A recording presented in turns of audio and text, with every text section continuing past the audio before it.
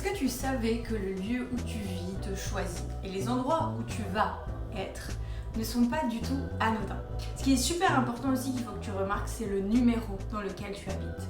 Alors par exemple, si tu as un numéro à 2 chiffres ou à 3 chiffres, il faut l'additionner pour que ce soit un chiffre. Par exemple, moi ici j'étais au 4 terre, donc 4 plus 3, ça fait 7. Et le 7, ça vient t'aider à être en introspection et à être à l'intérieur de toi. Peut-être une sorte d'isolement, un peu comme l'ermite dans le tarot.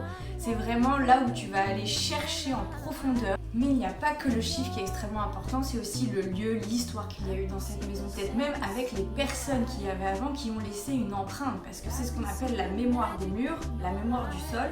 C'est que ces endroits absorbent les énergies qu'il y a eu avant toi. Donc s'il y a eu des choses fortes, violentes, chaotiques, et bah tu vas le ressentir dans les murs et dans le sol. C'est pour ça qu'il y a certains endroits, à chaque fois qu'un couple y emménage, ce couple va se séparer. C'est parce qu'il y a trop de violence dans les murs. Et inversement, si c'est un endroit qui a beaucoup d'amour, de partage, ou même encore de l'abondance, et bien tu vas le ressentir aussi. Et bien sûr, à chaque fois que tu déménages ou que tu emménages, tu dois nettoyer les lieux pour qu'ils soient neutres. Parce que tu ne veux pas de parasitage de ce qui s'est passé avant et tu ne veux pas laisser tes énergies pour les gens d'après.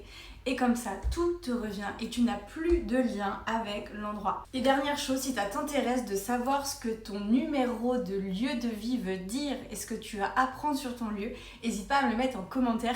Et puis bah voilà, maintenant ce que j'ai à faire, c'est aller sauger